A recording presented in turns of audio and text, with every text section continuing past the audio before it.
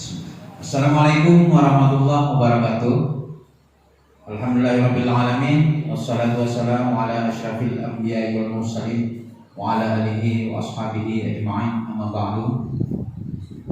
Para siswa-siswi kelas 7 putra dan putri yang kami cintai, syukur alhamdulillah pada hari ini, hari Selasa, tanggal 28 Juli 2020, kita berjumpa untuk pertama kalinya dalam kegiatan belajar mengajar di sekolah kita yang tercinta ini, Madrasah Sanawiyah Perguruan Tinggi Islamiyah Kuala Tungkal, tahun pelajaran 2020-2021. Kita berjumpa untuk mata pelajaran ilmu pengetahuan alam atau IPA. Dengan saya pengajar, guru pengajar adalah, mungkin sudah ada yang mengenal dan belum yang mengenal, maka saya perkenalkan diri. Nama saya Muhammad Fadli Fahri, atau yang dikenal dengan Ustadz Fadli atau Pak Fadli. Kalian mengenal untuk mengasuh mata pelajaran IPA kelas 7 putra dan putri. Baiklah, pada para siswa untuk mengabsen, silakan kalian mengabsen lewat jaringan sesuai jumlah siswa putra dan jumlah siswa putri. Absen berdasarkan daftar nama, list nama yang ditampilkan, atau absen masing-masing menyebutkan namanya. Yang penting kalian sebutkan namanya, baik di daftar list, daftar absen yang berurutan, maupun silakan menyebut kehadiran masing-masing siswa dan siswi putra dan putri. Para siswa-siswi tercinta, kita mulai untuk materi pertama di bab 1 pelajaran IPA ini semester ganjil, dengan bab pertama dengan judul IPA dan metode ilmiah. IPA dan metode ilmiah.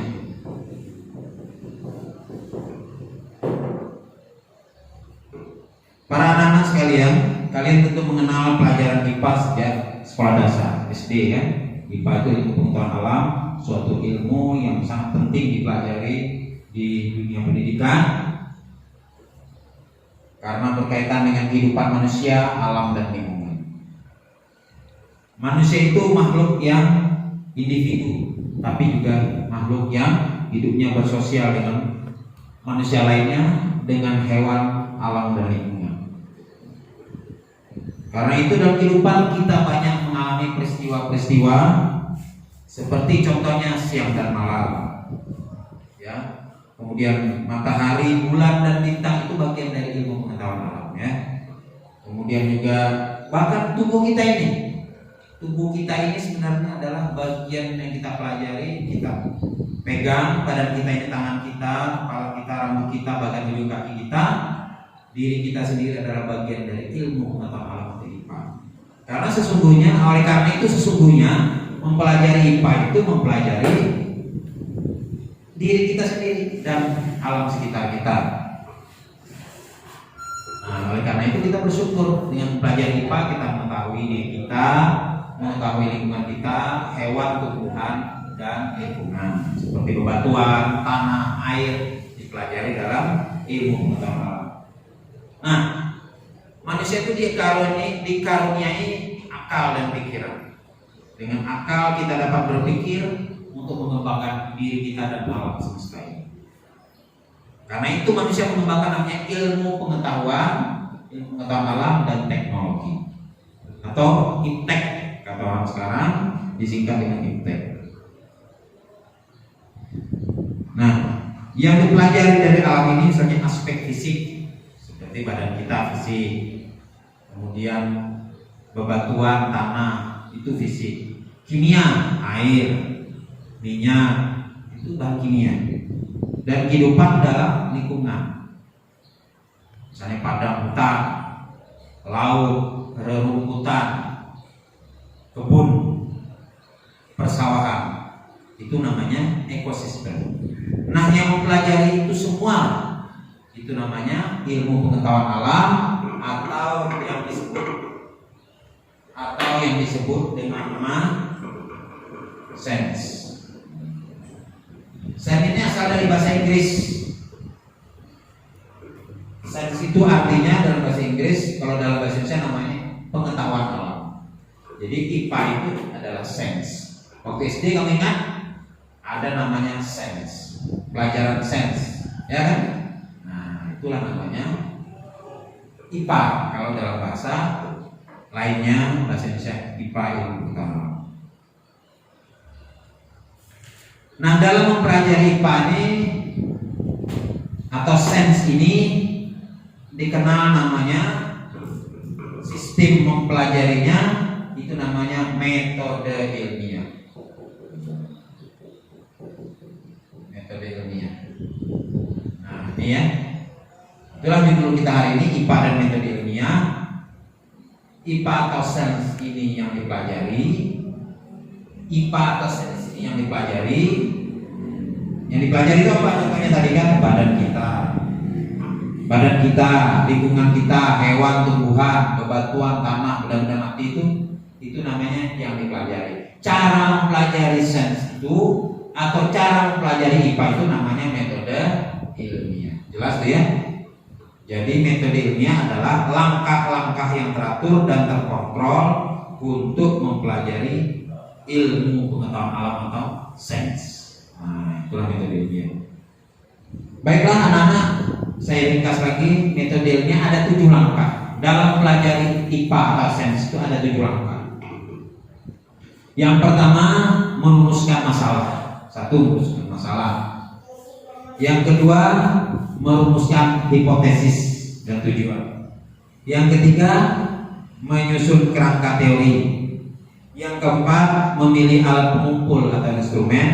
Yang kelima, mengumpulkan data. Yang ketujuh, mengolah dan menganalisis data. Yang ketujuh, membuat kesimpulan. Yang terakhir, 8, menyusun laporan ilmiah. Ada 8 langkah. Jadi ada 8 langkah-langkah dalam metode ilmiah. Nah, jadi 8 langkah ini diikuti, maka kalau 8 langkah ini diikuti oleh seseorang, maka berarti dia menjalankan metode ilmiah untuk mempelajari ilmu pengetahuan alam atau sains. Nanti anak-anak saya kirimkan foto tentang materi metode ilmiah. Kemudian saya akan kirim soal sedikit untuk kalian kerjakan. Nanti minggu depan, IPA minggu depan, minggu yang akan datang, maka kalian akan memberikan jawaban. Bisa lewat HP, bisa juga lewat kertas untuk dikirim ke sekolah. Dan anak ketahui, mulai besok kita libur belajar tanggal 29 Juli, kemudian masuk lagi tanggal 10 Agustus. Nah, lama juga nih, baru kalian ada kegiatan belajar. Nah, selain Agustus itulah, setelah 10 Agustus atau 11 Agustus baru kalian mengirim tugas yang saya berikan, yang akan saya kirimkan lewat foto lewat WA grup WA kalian ini. Jadi anak-anak sekalian, dengan mempelajari sains ini menggunakan metode ilmiah, kita sesungguhnya mempelajari apa yang ada di diri kita dan lingkungan kita. Karena itu belajar IPA ini sangat penting. Nah, kalau kalian tidak belajar IPA, maka tidak mengenal apa yang terjadi di diri kita dan lingkungan sekitar kita. Dalam IPA kita pelajari selain diri kita, hewan, bagaimana yang macam-macam hewan, bagaimana macam-macam tumbuhan. Selama ini kita cuma melihat kan gambarnya dari TV, lihat video tentang hewan, tumbuhan, misalnya gambar-gambar kehidupan hewan atau video kehidupan hewan. Tapi kita tidak pernah tahu bagaimana kehidupan mereka sesungguhnya. Melalui IPA atau sains ini kita mengenal ini. Nah, baiklah, apakah kalian paham? Kalau kalian belum paham, bisa ditanyakan lewat grup WA kalian tentang IPA ini. Nah, baiklah, saya kira begitu dulu pengantar dari pelajaran sains atau IPA ini tentang IPA dan metode ilmiah. Metode ilmiah ada 8 ya. ada 8 langkah-langkahnya.